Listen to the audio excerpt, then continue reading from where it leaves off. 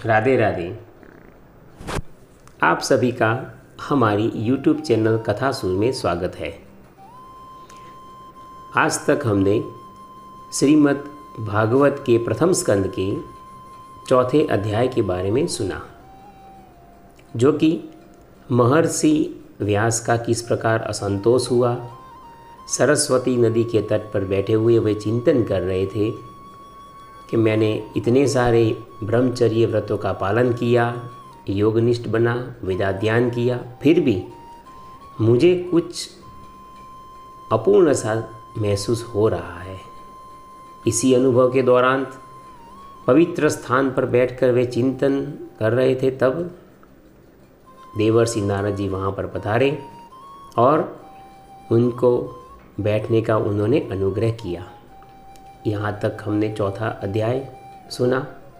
आज हम श्रीमद् भागवत के प्रथम स्कंद के 5वें अध्याय, जो कि भगवान के यश कीर्तन की महिमा और देवर्षि नारद जी का पूर्व चरित्र, इस विषय में है। सूत जी कहते हैं कि जब नारद जी वहाँ पर पधारे और सुखपूर्वक बैठे, तो परम यशस्वी देवर्षि नारद जी ने मुस्कुराकर अपने पास बैठे ब्रह्मर्षि व्यास जी से कहा। नारद जी ने प्रश्न किया कि हे महाभाग व्यास जी, आपके शरीर एवं मन दोनों ही अपने कर्म एवं चिंतन से संतुष्ट तो है ना? अवश्य ही आपकी जिज्ञासा तो भली भांति पूर्ण हो चुकी होगी, क्योंकि आपने तो जो यह महाभारत की रचना कर दी है वो तो बड़ी ही अद्भुत है। वह धर्म आदि सभी पुरुषार्थों से परिपूर्ण है। सनातन ब्रह्म तत्व को भी आपने प्राप्त कर लिया है, फिर भी आप अपने विषय में शोक क्यों कर रहे हो? क्योंकि नारद जी समझ चुके थे कि वेद व्यास जी की स्थिति अब क्या हो रही है। तब व्यास जी ने कहा कि आपने मेरे विषय में जो कुछ कहा है वह सब तो ठीक है, पर वैसा होने पर भी मेरा हृदय असंतुष्ट है। पता नहीं इसका क्या कारण है। आपका ज्ञान तो अगाध है, अब आप ही मुझे इसका कारण बताएं, क्योंकि आपने तो उन पुराण पुरुष की उपासना की है जो प्रकृति एवं पुरुष दोनों के स्वामी है, और असंग रहते हुए भी अपने संकल्प मात्र से गुणों के द्वारा इस संसार की सृष्टि, स्थिति और प्रलय का निर्माण करते रहते हैं। आप तो सूर्य की भांति तीनों लोकों में भ्रमण करते रहते हैं और अपने योग बल से प्राणवायु के समान सबके भीतर रहकर अंतःकरणों के भी आप साक्षी हैं। योगानुष्ठान और नियमों के द्वारा पर ब्रह्म और शब्द ब्रह्म दोनों की पूर्ण प्राप्ति कर लेने पर भी मुझ में जो बड़ी कमी है, इसे आप कृपा करके मुझे बताएं। क्योंकि नारद जी को बार बार ऐसा अनुभव होने लगा था कि मेरे द्वारा इतनी सारी रचनाएं की गई है, फिर भी कुछ तो है कि जो मेरे हृदय को असंतुष्टि का अनुभव करवा रहा है। इस वजह से वे वारंबार नारद जी को प्रश्न करते थे और इसका कारण पूछते थे। तो नारद जी ने कहा कि व्यास जी, आपने तो भगवान के निर्मल यश का गान प्रायः नहीं किया है। मेरी ऐसी मान्यता है कि जिससे भगवान संतुष्ट नहीं होते वह शास्त्र या ज्ञान अधूरा है। आपने धर्म आदि पुरुषार्थों का जैसा निरूपण किया है, वैसा निरूपण भगवान श्री कृष्ण की महिमा का नहीं किया है।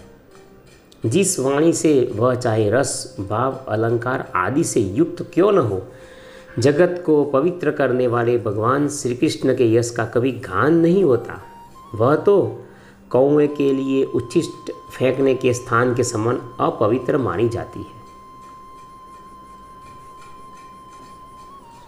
जिसका प्रत्येक शब्द, प्रत्येक श्लोक भगवान के सुयश सूचक नामों से युक्त है, वह वाणी लोगों के सारे पापों का नाश कर देती है, क्योंकि सत्पुरुष ऐसी ही वाणी का श्रवण, गान और कीर्तन किया करते हैं। हे महाभाग व्यास जी, आपकी दृष्टि तो अमोघ है, आपकी कीर्ति पवित्र है। आप सत्यपारायण एवं दृढ़व्रत हैं। इसलिए अब आप संपूर्ण जीवों को बंधन से मुक्त करने के लिए समाधि के द्वारा अचिंत्य शक्ति भगवान की लीलाओं का स्मरण कीजिए। आप उनकी लीला कथाओं को याद कीजिए और अपने हृदय से, अपने मन के भाव से उसे जागृत करके ही आप खूब अनुभव कीजिए और उसका निर्माण कीजिए। जो मनुष्य भगवान की लीलाओं के अतिरिक्त कुछ और कहने की इच्छा करता है, वह इस इच्छा से निर्मित अनेक नाम और रूपों के चक्कर में पड़ जाता है। उसकी बुद्धि भेदभाव से भर जाती है, क्योंकि भगवान तो अनंत है। कोई विचारवान ज्ञानी पुरुष ही संसार की ओर से निवृत्त होकर उनके स्वरूपभूत परमानंद का अनुभव कर सकता है। यदि आप विषयों से निवृत्त हो जाएंगे, कोई ज्ञानी पुरुष है जो कि भगवान के चरणारविंद में ही अपनी बुद्धि दृढ़ करेगा या स्थिर करेगा, वही विचारवान पुरुष ही इस परमानंद का अनुभव कर सकता है। जो मनुष्य अपने धर्म का परित्याग करके भगवान के चरण कमलों का भजन एवं सेवन करता है, तब उसका भजन परिपक्व हो जाने पर भी यदि उससे कोई त्रुटि हो जाए तो भी, या उसका भजन छूट भी जाए तो भी क्या उसका कोई अमंगल कर सकता है? नहीं कर सकता। परंतु जो भगवान का भजन ही नहीं करते और केवल स्वधर्म का ही पालन किया करते हैं, उन्हें कौन सा लाभ मिलता है? इसलिए बुद्धिमान पुरुष को भगवान का भजन ही करना चाहिए। हे व्यास जी, आपकी दृष्टि अमोघ है। आप इस बात को जानिए कि आप पुरुषोत्तम भगवान के कलावतार हैं, इनका अंश है। आपने तो अजन्मा होकर भी जगत के कल्याण के लिए जन्म ग्रहण किया है। इसलिए आप विशेष रूप से भगवान की लीलाओं का कीर्तन कीजिए। विद्वानों ने भी इस बात का निरूपण किया है कि मनुष्य की तपस्या, वेदाध्ययन, यज्ञानुष्ठान, स्वाध्याय, ज्ञान और दान का एकमात्र प्रयोजन यही है कि पुण्य कीर्ति श्री कृष्ण के गुणों और लीलाओं का वर्णन किया जाए। यह सब तो साधन है।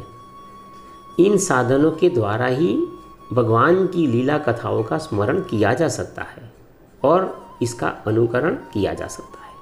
हे मुने, अब मैं आपको मेरे पिछले कल्प में हुए पूर्व जन्म के बारे में बताता हूँ, वो आप ध्यान से सुनिए। उस जन्म में मैं वेदवादी ब्राह्मणों की एक दासी का लड़का था। वे योगी वर्षा ऋतु में एक स्थान पर चातुर्मास कर रहे थे। बचपन में ही मैं उनकी सेवा में नियुक्त कर दिया गया था। मैं तो यद्यपि बालक था, फिर भी किसी प्रकार की चंचलता मैं नहीं करता था। मैं तो जितेंद्रिय था एवं खेल कूद से भी दूर रहा करता था और उनकी आज्ञा अनुसार सेवा उनकी करता रहता था। मैं बोलता भी बहुत कम था और मेरे इस शील स्वभाव के कारण ही उन्होंने मुझे अपने सेवक पद पर रख दिया था और इसका अनुग्रह भी किया था। उनकी अनुमति प्राप्त करके बर्तनों में लगा हुआ जूठन मैं एक बार खा लिया करता था। इससे मेरे सारे पाप धुल गए। इस प्रकार उनकी सेवा करते करते मेरा हृदय भी शुद्ध हो गया और वे लोग जैसा भजन और पूजन करते थे उसी में मेरी भी रुचि होने लगी। प्यारे व्यास जी, उस सत्संग की तो मैं क्या बात कहूँ कि उसमें उन लीलागान पारायण महात्माओं के अनुग्रह से मैं प्रतिदिन श्री कृष्ण की मनोहर कथाएं सुना करता था। महामुने, जब भगवान में मेरी बुद्धि निश्चल हो गई, उस बुद्धि में मैं इस संपूर्ण सत और असत जगत को अपने परब्रह्म स्वरूप आत्मा में माया से कल्पित देखने लगा। इस प्रकार शरद और वर्षा इन ऋतुओं में तीनों समय में उन ऋषियों से भगवान की लीला कथा एवं उपदेश सुनता रहता था, जिससे मेरे चित्त के रजोगुण और तमोगुण नाश हो गए और भगवान श्री कृष्ण में मेरी भक्ति दृढ़ होने लगी। मैं उनका तो बड़ा ही अनुरागी था, मैं विनयी भी था। उन लोगों की सेवा से मेरे सारे पाप नष्ट हो चुके थे। मेरे हृदय में श्रद्धा थी, इंद्रियों में मैंने संयम रखा था एवं शरीर, वाणी और मन से मैं उनका आज्ञाकारी भी था। उन दीनवत्सल महात्माओं ने उस समय जब वे जा रहे थे तब कृपा करके मुझे इस गुह्यतम ज्ञान का उपदेश किया, जिसका उपदेश स्वयं भगवान ने अपने से मुख से किया है। उस उपदेश से ही जगत के निर्माता भगवान श्री कृष्ण की माया के प्रभाव को मैं जान सका, जिसके जान लेने पर उनके परम पद की प्राप्ति हो जाती है। इस प्रकार नारद जी अपने पूर्व कल्प के पूर्व जन्म के बारे में बताते हैं। ये सुनने के बाद वे आगे कहते हैं कि हे सत्य संकल्प व्यास जी, पुरुषोत्तम भगवान श्री कृष्ण के प्रति समस्त कर्मों को समर्पित कर देना चाहिए।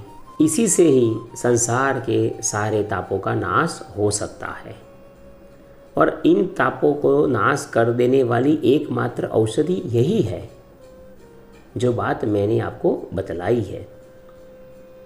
प्राणियों को जैसे जिस पदार्थ के सेवन से जो रोग हो जाता है, वही पदार्थ चिकित्सा विधि के अनुसार प्रयोग करने पर उस रोग को दूर नहीं करता।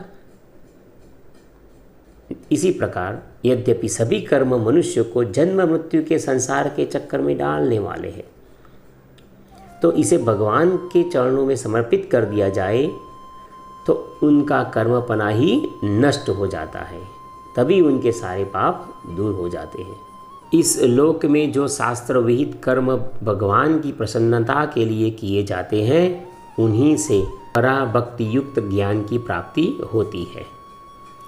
उस भगवद कर्म के मार्ग में भगवान के आज्ञा अनुसार आचरण करते हुए लोग बार बार भगवान श्री कृष्ण के गुण और नामों का कीर्तन तथा स्मरण करते हैं। हे प्रभु, आप भगवान वासुदेव को मैं नमस्कार करता हूँ और हम आपका ध्यान करते हैं। पद्युमन और अनिरुद्ध और शंकर को भी नमस्कार है।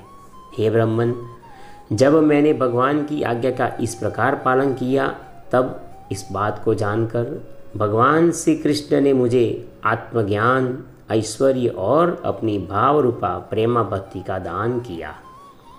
हे व्यास जी, आपका ज्ञान तो पूर्ण है। आप भगवान की ही कीर्ति का, उनकी प्रेममयी लीलाओं का वर्णन कीजिए। उसी से बड़े बड़े ज्ञानियों की जिज्ञासा भी पूर्ण हो जाती है। अब मैं जो आपको एक बात बताता हूँ, उसके बारे में आप सुनिए कि इन लीला कथाओं का क्या महत्व है।